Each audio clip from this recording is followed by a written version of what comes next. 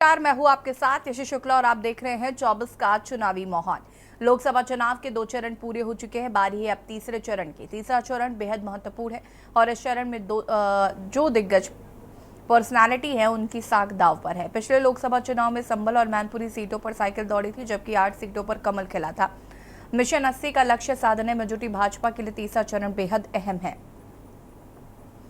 देश के बड़े राजनीतिक घरानों में शुमार सैफई यादव परिवार के जो 5 रणबांकुरे चुनावी संग्राम में पराक्रम दिखाने के लिए उतरे हैं, उनमें से 3 की परीक्षा तीसरे चरण में ही होनी है। कुल मिलाकर कहा जाए तो राजनीतिक पुरोधाओं की जवाबी संग्राम चरम पर है। यूपी में तीसरे चरण में कहां मतदान होगा और कितने प्रत्याशी मैदान में, इसको हम ग्राफिक से जान लेते हैं।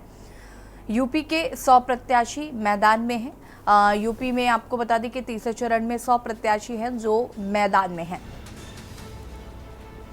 तीसरे चरण में 10 जिलों में वोटिंग होनी है। आगरा, फिरोजाबाद, हाथरस, फतेहपुर सीकरी, मैनपुरी, एटा, संभल, बरेली, आंवला और बदायूं सीट इसमें शामिल है। यूपी के 100 प्रत्याशी मैदान में। तीसरे चरण में 10 जिलों में होगी वोटिंग।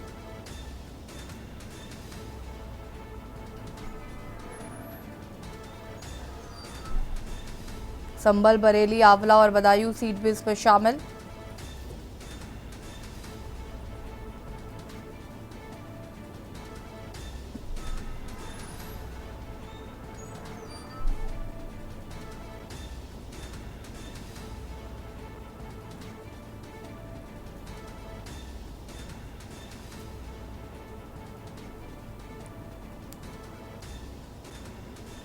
और हमारे साथ राज शर्मा कांग्रेस प्रवक्ता जुड़ चुके हैं, श्वेता दुबे जी बीजेपी नेता जुड़ चुकी हैं, ओपीश मिश्रा जी वरिष्ठ पत्रकार हैं हमारे साथ जुड़ चुके हैं। आप तीनों का बहुत बहुत स्वागत है और शुरुआत करेंगे श्वेता जी से। श्वेता जी, अगर हम बात करें तो तीसरे चरण का मतदान होना है और जिस तरीके से बीजेपी के प्रचारों को अगर हम ध्यान से सुने तो अब कहीं ना कहीं मुद्दे बदलते हुए नजर आ रहे हैं। क्या वजह है? क्योंकि 2 चरण चुनाव में जिस तरीके से हमने देखा मतदान प्रतिशत भी कम रहा, साथ ही साथ क्या बीजेपी को लग रहा है कि यूपी की 80 की 80 सीटों पर काबिज नहीं हो पाएगी बीजेपी, इसलिए मुद्दे बदले गए हैं? ऐसा कुछ भी नहीं है। और मेरी आवाज आ रही है जी? ऐसा कुछ भी नहीं है कि हम मुद्दे बदल रहे हैं या कुछ है। देखिए, ये लोकसभा का चुनाव है, लेकिन अब ये कहिए कि पूरे देश में एक ही तरह से बात की जा सकती है या एक ही मुद्दे पे बात की जा सकती है, तो ये संभव नहीं है। और ये जो तीसरे चरण का चुनाव होने जा रहा है, इसमें 10 वो सीटें आ रही हैं जिसमें हमारा सपा से आमने सामने मुकाबला है। तो उसी हिसाब से हमारे मुद्दे भी हैं। और सबसे बड़ा मुद्दा तो हमारा है, हमारे साथ जो चल रहा है वो हमारी मोदी जी की गारंटी है। और रही बात कि आप कह रहे हैं कि बीजेपी को डर लग रहा है, पिछले इन 10 जिलों में जब 2019 का चुनाव हुआ था, तो इसमें 10 में से 8 सीट हमने जीती थी। तो श्वेता इस जी, बार यही तो तो बात है ना हमारा कि जी परिस्थितियां पिछले 2019 के चुनाव से 2024 में काफी अलग हैं। आपको नहीं लगता? जी, ये परिस्थितियां सपा के लिए अलग हैं। जैसे कि बदायूं सीट है, उसमें 3 बार उम्मीदवार बदला गया है। और तो और सपा के चाचा जी डर के वो सीट अपने पुत्र को दे के चले गए हैं। और भी इस तरह की सीटें हैं, जैसे संभल में है। अब देखिए, तुष्टीकरण करेंगे आप और एक तरफा वो करने की कोशिश करेंगे। हिंदू मुसलमान जो, जैसे कि संभल के जो है उनके सही सफीकुर रहमान जी के पोते लगातार ऐसा बयान दे रहे हैं जिससे कि ध्रुवीकरण हो, तो मतलब एक जाति विशेष उनकी तरफ हो जाए। हमारे लिए समस्या की बात लग रही है या सपा के लिए लग रही है? पहले आप ये निश्चित करें। हम कहाँ परेशान हैं? हम तो अपने मुद्दों के साथ, अपनी मोदी जी की गारंटी के साथ, अपने कार्यों के साथ मैदान देखिए, में थे। बीजेपी का नेता होने के नाते मुझे लगता है आपको ऐसी बातें करनी भी चाहिए, लेकिन पत्रकार होने नहीं के नहीं, मैं नाते। बीजेपी की नेता होने के साथ साथ एक सामान्य भारत देश की नागरिक भी हूँ, और मुझे जो सामान्य माहौल है वो दिखाई पड़ रहा है, और उसी के आधार पर मैं आपसे बोल रही हूँ। ठीक है, चलिए। राज शर्मा जी, वही सवाल आपसे कि जी। बीजेपी ने अपने मुद्दों को बदला है, हालांकि श्वेता जी इस बात से इनकार कर रही। मुझे तो समझ ही नहीं आ रहा श्वेता जी क्या कहना चाह रही है क्या नहीं। श्वेता जी, देखिए, भाई सबसे साहब, पहले मैं एक आपको बात कुछ कहता हूँ। समझ में नहीं आ रहा है, आपको तो उम्मीदवार सुनिए, भी नहीं समझ में आ मैं रहे हैं। अपनी मैं तो स्पेशल सीट के। मैं हाँ बिल्कुल ठीक है, मैं आपके संग बहस नहीं कर सकता, बोलता मैं बहुत तेज हूँ, लेकिन आप महिला हो, मेरे लिए बहन जैसी हो, मेरे संस्कार सिखाते हैं कि मैं महिलाओं की इज्जत करूं, तो इसलिए मैं आपका जवाब नहीं दूंगा, वरना जवाब तो आप किसी प्रवक्ता से पूछिएगा, बहुत अच्छा देता हूं मैं। और मेरा आपसे विनम्र निवेदन है, आप बहन जैसी हो, थोड़ा सा भाई की सुन लोगे तो अच्छा है, वैसे भी सुनने की आदत डालनी पड़ेगी। मैं सिर्फ आपसे इतना बात कहना चाहता हूं कि देश की महिला हो आप देवी का रूप हो, आप राक्षसों में क्यों फंसना चाह रहे हो? जिस पार्टी का नेता जिस पार्टी का नेता मंच से मंगलसूत्र की बेइज्जती कर दे, मुझे लगता है कि एक भी किसी नारी का वोट पाने का वो हकदार नहीं है। रही बात गारंटी की, मेरा शहर है, मेरी लोकसभा है, मेरी लोकसभा में मोदी जी काम करने नहीं आएंगे, मेरे नगर निगम में मोदी जी काम करने नहीं आएंगे। मैं आपकी पार्टी, आपके चैनल के न्यूज के माध्यम से भी कहना चाहता हूं कि किसी की गारंटी पे किसी को नहीं कुछ दिया जाता। गारंटी स्वयं की आदमी ले, स्वयं की गारंटी ले, स्वयं को उसको देना चाहिए। आजकल दूसरे की गारंटी पे कैसे ले लोगे आप? मोदी जी पूछा, कई जगह इन्होंने अपने मंत्रियों के, मिनिस्टर्स के, एमपीओ के टिकट काट दिए। इन्होंने 2014 में भी मोदी के नाम राज शर्मा जी, अगर वोट आपको मांगा लगता था। है कि ये बात इतनी ही सरल है कि मोदी जी काम करने नहीं आएंगे, और ये बात आपको इतनी ही स्पष्ट लगती है, तो फिर इस बात का डर किस बात का? वो मोदी की गारंटी अगर कह रहे हैं तो उनको कहने दीजिए।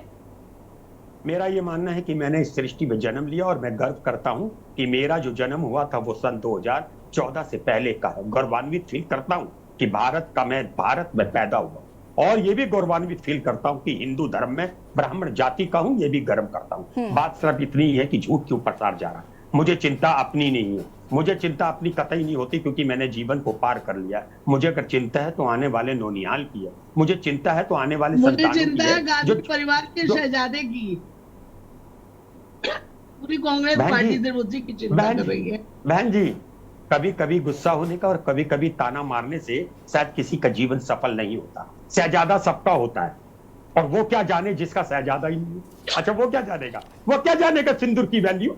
जिसने सिंदूर मंगलसूत्र की वैल्यू, जो मंगलसूत्र को छोड़ आया हो, मंगलसूत्र की वैल्यू तो पंडित राज शर्मा जानता है, जो अपने मंगलसूत्र के लिए, अपने बांधे हुए मंगलसूत्र के लिए कट सकता है, काट सकता है, मर सकता है, मार सकता है। वो क्या जाने? अरे चैरिटी बिगन्स एट होम मेरी बहन। आज स्वयं को होता है, मैं अपनी बीवी को प्यार ना करूं, अपने दोस्तों को सिखाऊं प्यार करो, अपनी बेटी की इज्जत ना करूं, और दूसरे की बेटी को इज्जत के लिए कहूं। मेरे पास ऐसे भी है भारतीय जनता पार्टी के नेता जिन्होंने तीन बार अपनी बीवी के अबॉर्शन करा दिए कि लड़की थी, और चौथी भी लड़की हो गई जब डॉक्टर ने कहा कहीं मर ना जाए बीवी। अब लिखते हैं मेरा मान मेरा स्वाभिमान। तो मैं उसे अकेले में कहता हूं, भाई तूने कितने स्वाभिमानों को मारा होगा, कितनों का अपमान किया होगा। ठीक इसी प्रकार जिस तरह भारतीय जनता पार्टी का नेता जिन लड़कियों को बेटी कहता है और उन्हीं को पुलिस वालों से पिटवाता है, सनातन धर्म की सरकार कहता है, वही नेता हाथरस में हिंदू धर्म की लड़की को रात में जला देता है। जैसे मैं समझता हूं कि रात में मैंने अब तक किसी भी डेड बॉडी को जलाते हुए मृत्यु के उपरांत नहीं देखा। तो श्वेता बहन जी, मैं सिर्फ आपसे इतनी बात कहना चाहता हूं, अगर आपने विश्व गुरु के, देखिए, अगर आपने विश्व गुरु के नाम पे वोट मांगा था, तो मैं एक यूनिवर्सिटी का नाम ऐसा चाहता हूं 10 साल में जो आपने बनाई हो, जिसका डंका ऑक्सफोर्ड कैम्ब्रिज के बराबर बजता हो। एक मेडिकल कॉलेज ऐसा हो जिसमें डॉक्टर पूरे हों। एक उत्तर प्रदेश में माध्यमिक शिक्षा स्कूल ऐसा हो जहाँ टीचर पूरे हो। ठीक है। राज शर्मा जी वापस आएंगे, रुकिएगा। वरिष्ठ पत्रकार ओपी मिश्रा जी हमारे साथ जुड़े हुए हैं। ओपी मिश्रा जी, कैसे देख रहे हैं इस तीसरे चरण के युद्ध को? अगर हम बात करें तो 2 चरण में जिस तरीके से वोटिंग परसेंटेज रहा है, वो कहीं ना कहीं एक बड़ी समस्या मुझे लगता है कि बीजेपी के लिए बनती हुई नजर आ रही है। और जिस हिसाब से अब मुद्दे बदले गए हैं, पहले मोदी की गारंटी और अब मंगलसूत्र का वार, कैसे देख रहे हैं इसे भी? तीसरे चरण का जो चुनाव होने वाला है वो आप अपने आप में थोड़ा ज्यादा शक्तिशाली होगा, क्योंकि इसमें कुछ सीटें ऐसी हैं जो समाजवादी पार्टी के मान, स्वाभिमान, अभिमान, परंपराओं के साथ जुड़ी हुई।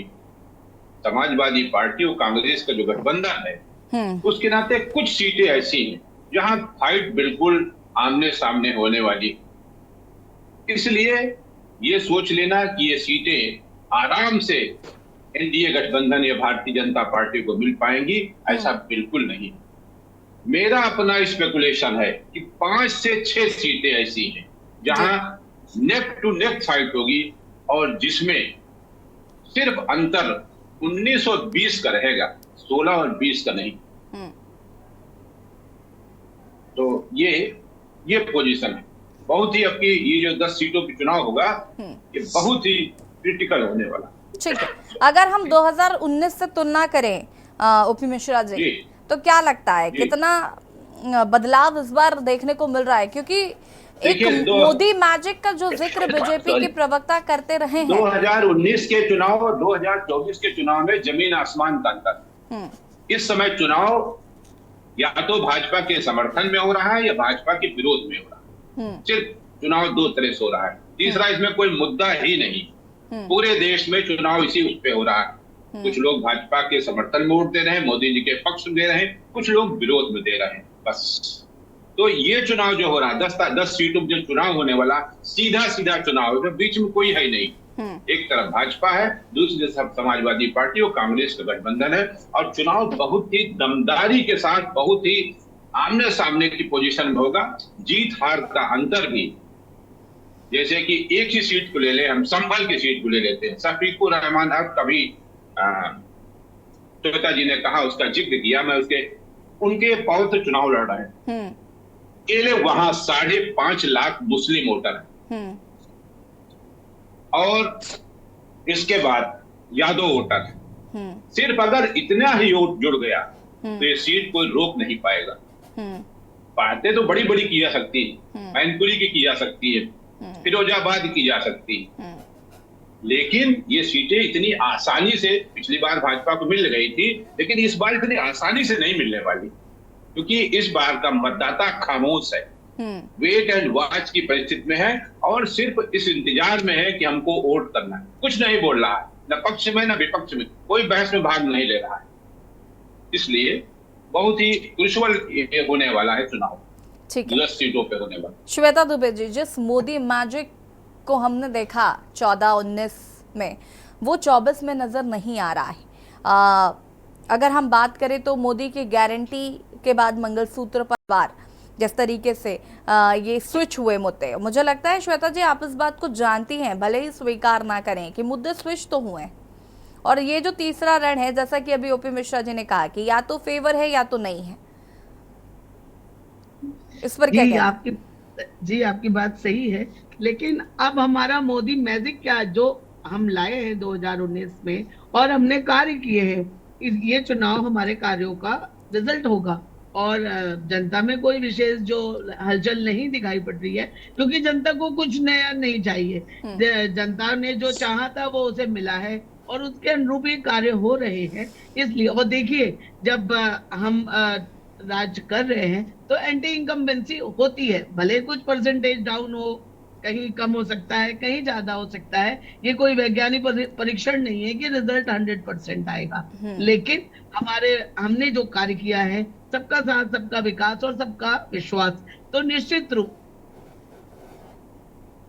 की कसौटी पर खरे उतरेंगे और इसका फैसला तो फाइनल फैसला 4 जून को होगा और एक बार फिर मोदी जी तीसरी बार सरकार बनाएंगे। ठीक है, राज शर्मा जी, अगर हम बात करें तो हमने कई प्रवक्ताओं को ये कहते हुए सुना कि जो कांग्रेस देश की सबसे बड़ी दूसरी पार्टी है इस वक्त, अगर हम बात करें विपक्ष के तौर पर पहली पार्टी है, जिस तरीके से कांग्रेस, अगर हम बात करें पूरे देश में तो बहुत कम सीटों पर कांग्रेस चुनाव लड़ रही है। आप गठबंधन में लड़ रहे हैं, लेकिन कांग्रेस बहुत ज्यादा सीटों पर चुनाव नहीं लड़ रही। इसको लेकर क्या कहना चाहते हैं? क्योंकि ये भी कहा जा रहा है कि आप गठबंधन के बलबूते ही जीतेंगे, फिर आप इसका क्रेडिट आप नहीं ले पाएंगे। बात यहाँ क्रेडिट की नहीं है, बात यहाँ है कि देश को कैसे बचाया जाए। और मैं जो कहना चाहता हूँ कि मैं यही जानना चाहती हूँ कि इतनी सहन शक्ति है आपके अंदर, इतना आप लोग इसको आगे चल के आप इसको इतना ज्यादा ले पाएंगे इस चीज को पॉजिटिवली? सरकार देखिए देश के लिए एक कांग्रेस पार्टी ही ऐसी है कि देश के लिए वो अपने आप को बलिदान दे सकती है। उनके नेताओं की बलिदानी हुई है। इस बात को आप बात मानिए कि मेन मुद्दा ये है कि देश को बर्बाद होते हुए नहीं देखा जा सकता। मैं श्वेता जी से, स्वाति जी है या श्वेता जी, कंफ्यूज हो रहा हूँ, सॉरी, उनसे मैं एक ही, मैं 2-4 पूछता हूं कि आप अगर वोट मांग रहे हो तो किस पे मांगोगे? आप मुझे 10 साल के 5 वो काम बताइए जिससे देश विश्व गुरु बनता। मुझे 5 काम दिखा दीजिए, शायद मैं भी आपको वोट दूं। मैं आपको क्यों बताऊं इसका जवाब? क्यों? मैं देश का वोटर नहीं हूं? आप क्यों? 70 सालों अरे मैं में तो कह रहा हूं ना, as a voter, as a voter. तो राज मैंने शर्मा तो जी, कहा अगर ना, वो as a- आपको as a 5 voter काम मुझे बता भी देंगी तो क्या आप बीजेपी को वोट दे देंगे? देंगे तो आप वैसे भी कांग्रेस को ही। कहा ना, एज ए वोटर आप मुझे 5 काम दिखाइए। एक सेकंड, 10 श्वेता साल में जी, जो 5 श्वेता काम जी, करेंगे, श्वेता देश जी, विश्व गुरु श्वेता बनता। जी, श्वेता जी, एक सेकंड रुकिएगा। राज शर्मा जी, मैं आपसे बात कर रही हूँ। एज अ वोटर आपने कहा कि मैं ये सवाल पूछ रहा हूँ, तो मैं आपसे पूछ रही हूँ कि अगर वो आपको 5 चीजें बता देंगी तो क्या आप बीजेपी को वोट दे देंगे? देंगे तो तभी आप कांग्रेस को ही। हाँ, लेकिन बात सुन लीजिएगा। दाएं बहकेंगी, बाएं बहकेंगी तो 100 वोट इनके खींच लूंगा, मैं दूंगा अपना वोट। मगर मुझे 5 काम ये बताइए जिससे मेरा बच्चा मुझे बाहर भेजना ना पड़े, मेरा अपने पिताजी का इलाज श्रीलंका में न कराऊं, अमेरिका में न कराऊं, देश में आपने ये एक गलत अस्पताल ऐसा बात बना है। दिया। श्रीलंका एक वाले मिनट, यहाँ आते हैं इलाज कराने। अरे बात भाई तो सुन साहब, लीजिए ना गलत मेरी। परसेप्शन मुझे मत अस्पताल का नाम बनाइए। बता देना, गलत परसेप्शन अस्पताल का मत नाम बता बनाइए। देना। कांग्रेस अच्छा का मेरी बात, राज्य नहीं अच्छा चल आप लोग रहा इतना है। हावी क्यों हो रही हैं? मैंने आपको बहन कहा, आप लोग इतना गुस्सा क्यों हो मैं जाती भी हैं? आपको भाई मान रही हूँ, लेकिन भाई की अरे तो गलत भाई, बात नहीं। एक भाई अपनी बहन से चाह रहा है कि ऐसा विश्वविद्यालय का नाम बताओ जो कैम्ब्रिज को भुला रहा हो, ऐसा बताओ जो विश्व में मेरा अस्पताल माना जा रहा हो, ऐसा एक स्कूल बताओ प्राइमरी जिसमें पूरे टीचर हो, पूरे 100। और तो और एक और चीज पूछ रहा हूँ, उत्तर प्रदेश के 75 जिलों में 75 लोहिया अस्पताल में मुझे 2 हॉस्पिटल राज शर्मा जी, जिसमें राज डॉक्टर शर्मा जी, राज शर्मा जी, मुझे ऐसा लगता है कि इस बार वही मुद्दे, आज आप उन मुद्दों पर ये लड़ाई मुद्दे लड़ नहीं रहे हैं। राज शर्मा जी सुन लीजिए ना पहले मेरी। ठीक है श्वेता जी, होल्ड ऑन। राज शर्मा जी देखिए, आप आज उन मुद्दों पर लड़ रहे हैं जिन मुद्दों पर लड़कर बीजेपी सत्ता में आई थी। अगर आप पूछेंगे कि आपने ऐसा कौन सा विद्यालय बना दिया है जो कैम्ब्रिज को भुला दे, तो आपने भी 70 सालों में ऐसा कौन सा कॉलेज बनाया जो उसको भुला दे? और अगर आपने बना ही दिया था तो फिर आप उसी की गिनती कर लीजिए ना। फिर आप श्वेता जी से क्यों पूछ रहे हैं? हाँ, यस, बिल्कुल जवाब दूंगा। एक और मेरी बात सुन लीजिएगा। मैं अब शुरू जो से करता हूं, काम आपने हमने खुद केंद्रीय 70 विद्यालय सालों दिया। में नहीं एक किया, मिनट, ये तो एक 70 मिनट, साल नहीं, वर्सेस सुनिए। 10 साल का चुनाव है अरे ना, तो सुनिए मुझे ना, बताइए जो काम आपने 10 सालों में 70 साल देखिए। पहले जब देश पहली आजाद बात हुआ था, ये है कि जिन 10 जिलों में चुनाव होने वाला है उसमें हमारी आपसे सीधे फाइट ही नहीं है। आप कितनी सीटों पे लड़ रहे हैं? विजन है आपका? आप एक फालतू की बात मिनट, मान करके के आप बहस मेरी को बात का डाइवर्ट जवाब दे कर रहे देंगे। हैं। ये सीधी बात, एक सवाल पूछते हैं जी। 3 सेकंड का। आप किस हिम्मत से कहते हैं कि उत्तर प्रदेश में, जब आपने कहा 10 में हम नहीं लड़ रहे, तो आप उत्तर प्रदेश में ऐसा झूठ क्यों बोलते हो कि 80 की 80 सीट मेरी आ रही? 80 में तो आप लड़ नहीं रहे। मैं आपके लिए 80 में तो लड़ नहीं रहे। कांग्रेस आप क्यों कहती हो? क्यों 100% कहते हो भाई? वोट लेके आप 80 में लड़ रहे हो? 50% वाले भूल से गए हो? पूछ रहे हैं। भूल गए हो? हद है भाई, भूल हद गए है। हो? भीख में 2 सीट देते थे आपको, भीख में देते थे 2 सीट, भीख में 2% वोट है आपके दो। पास। अरे और आगे बातें तो है। असल में टोटल आप लोग बताओ। राजसत्तावादी लोग हैं ना। अरे, आप अपने आप को हाँ। राजा रजवाड़े वाले समझते हैं। अच्छा कि मुझे जो एक बात आपने बता कह दे, दिया वही आपका सही जन्म, है। अच्छा बाकी सब गलत मिनट है। अरे मेरी बहन एक बात का जवाब दे दो। आप इस देश में पैदा होने को अपने को गौरवान्वित महसूस करती हो या नहीं? मैं गौरवान्वित महसूस करती हूँ, लेकिन आपके राहुल गांधी अरे छोड़िए ना। अरे राहुल जी, अरे सुनिए तो। अरे छोड़िए बहन जी, एक बात आपने बहुत अच्छी बात कही, गौरवान्वित फील करती हैं, तो ये बता दीजिए कि प्रधानमंत्री ने गलत कहा था कि सन 2014 से पहले ना पाप समझा जाता था। ये गलत कहा था, कहिए झूठे, कहिए गलत कहा था, कहिए झूठे। आप कहिए कि नरेंद्र मोदी झूठ कहते हैं, आप कहिए कि नरेंद्र मोदी ने झूठ कहा, मेरे देश ने, प्रधानमंत्री ने देश का नाम नीचा किया। कहिए आप, जब आप गौरवान्वित फील करती हैं, तो प्रधानमंत्री ने कैसे कहा था कि सन 2014 से पहले पाप समझते थे पैदा होना? मैं 2014 से पहले का पैदाइशी हूँ, गौरवान्वित फील करता हूँ। अगर प्रधानमंत्री जी को गौरवान्वित फील नहीं करते, कोई मुद्दा नहीं है भाई साहब आपके पास। अच्छा मुद्दा क्या होता है? मुद्दा मंगलसूत्र है। रुक जाइए, मुद्दा ओपी मिश्रा जी का रुख कर आपके लेते हैं। ठीक है, राज शर्मा जी और श्वेता जी बहुत झूठ वो बोल रहे हैं कि मैं बोल रही हूँ। बिल्कुल भी ये बिल्कुल जनता के हित की बातें नहीं कर रहे हैं। यहाँ पे साफ समझ में आ रहा है कि कांग्रेस का स्वार्थ और बीजेपी का स्वार्थ है।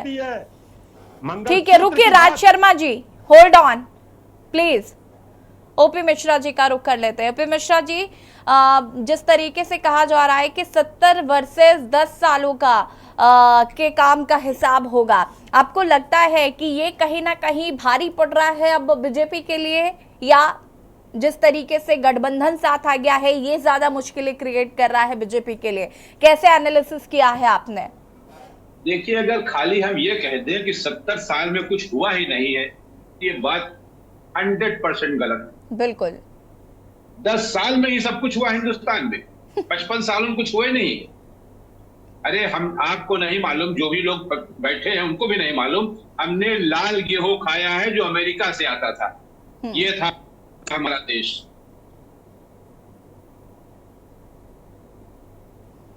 ओपी मिश्रा जी अनम्यूट कीजिएगा, आपकी आवाज नहीं आ पा रही है। ओपी मिश्रा जी अनम्यूट कीजिए प्लीज, आपकी आवाज नहीं आ पा रही है।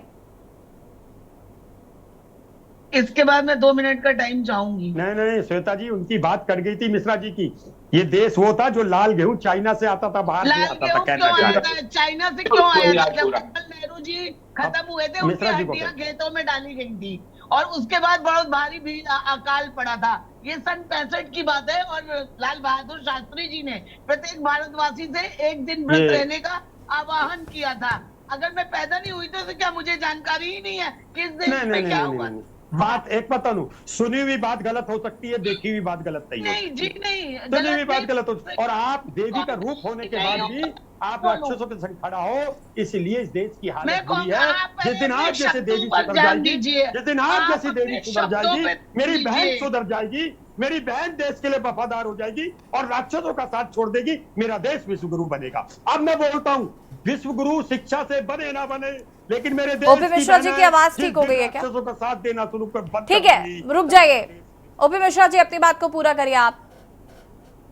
जी, तो इस बात को स्वीकार करना पड़ेगा सभी को कि देश में काफी कुछ बदलाव आया है, परिवर्तन आया है। हमारे यहाँ सुई नहीं बनती थी, हम हवाई जहाज बना रहे हैं, हम चंद्रमा भी पहुंच गए। लेकिन ये काम 10 ही वर्ष में हुआ है? नहीं, ये पूरे जब से आजाद हुआ तब से लेके आज तक निरंतर वो प्रक्रिया चल रही है। बिल्कुल। और उसमें होता जा रहा है। इसके लिए उनके ऊपर आरोप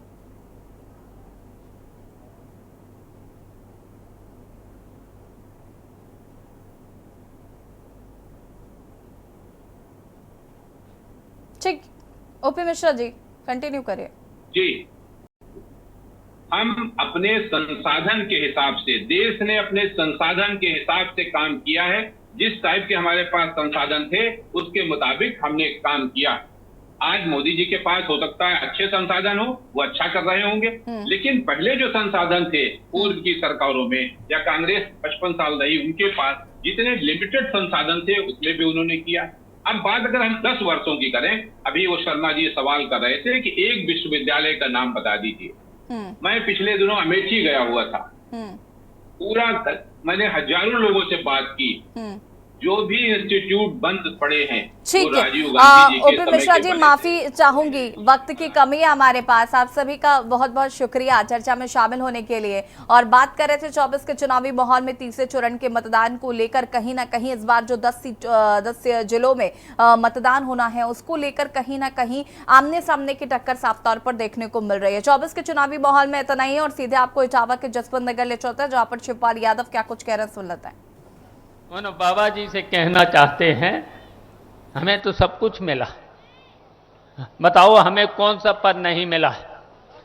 हमें छोटे पद से लेकर के जिला पंचायत से लेकर के 6 बार एमएलए से लेकर के समाजवादी पार्टी में अध्यक्ष से लेकर नेता विरोधी दल से लेकर के, और कोऑपरेटिव बैंक के अध्यक्ष कितनी बार रहे? 35 साल। 15 साल रहे उत्तर प्रदेश सहकारी बैंक के अध्यक्ष, बताओ रहे? बताओ कितने पद रहे? कोई बचा पद? और उत्तर प्रदेश में कैसे चलाया बताइए? कोई काम रुकता था? अब बताओ, वो बाबा जी की भी नहीं चल रही, उत्तर प्रदेश की मुख्यमंत्री की कोई बात चल नहीं रही है। और वो हमसे कहते थे कि उनको तो चूरन मिलता है, चूरन मिला है। तब हम कहना चाह रहे हैं उन्हें, उत्तर प्रदेश के मुख्यमंत्री जी से कहना चाहते हैं, अगर मुझे चूरन मिला है तो उस चूरन ने कई लोगों का और कई शक्तियों का हाजमा दुरुस्त कर दिया है। बताओ दुरुस्त। और लेकिन आज हम आप लोगों से कहना चाहते हैं, बहुत कुछ नहीं बोलना है, हम जानते हैं यहां से बहुत वोटों से जिताना है। और याद करो 2004 में, वैसे तो डिंपल को आप लोगों ने पिछले उपचुनाव में 1,06,000 से, मुझे जिताया था विधानसभा में 92,000 से बढ़ के जिताया था। और एक बार अपने हमारे ही चेला माना जाता था, लेकिन वो चेला ठीक नहीं निकला। 1,91,000 से 2004 में जिताया था। अब की बात तो उससे भी अच्छा माहौल है। 1,51,000 से जिताया था 2004 में, पहला चुनाव था, जिताया था। अब की बात तो उससे भी अच्छा माहौल है जसवंत नगर का, लेकिन हम नहीं आ पाए। कल मीटिंग मैंने 4 तो कर दी हैं, आज 3 मीटिंग हम करेंगे। आज तो अखिलेश ने, कल डिंपल यादव थी साथ में, हम लोगों ने वोट तो मांगा ही लिया है। तो अब की बार हम आप सब लोगों से कहना चाहते हैं, इन भारतीय जनता पार्टी के लोगों के ऐसा जसवंत नगर से ऐसा इंजेक्शन लगाना सो इनकी चीख दिल्ली तक पहुंचे, ऐसा इंजेक्शन लगाना है। बस मुझे इतना ही कहना था। और आप सब लोगों से हमारी अपील है, निवेदन है, 7 तारीख को इतना वोट डालना, इतना वोट डालना, इतना साइकिल का बटन दबाना, अपना वोट 90% से लेकर के 95% तक पड़े और कम से कम अब की जीत 1,91,000 से जीतेंगे, वो रिकॉर्ड और तो कोई तोड़ नहीं पाएगा। आप ही लोग, समाजवादी पार्टी के लोग और जसवंत नगर के लोग उस रिकॉर्ड को तोड़ सकते हैं। तो ये रिकॉर्ड जरूर तोड़। वाले यादव को सुन रहे थे, जिन्होंने वोट अपील की है और कहा है कि समाजवादी पार्टी को बहुमत के साथ जिताएं। 24 के चुनावी माहौल में इतना ही। देखते रहिए के न्यूज़ इंडिया। नमस्कार। आप देख रहे हैं के न्यूज़, खबरों का सारथी।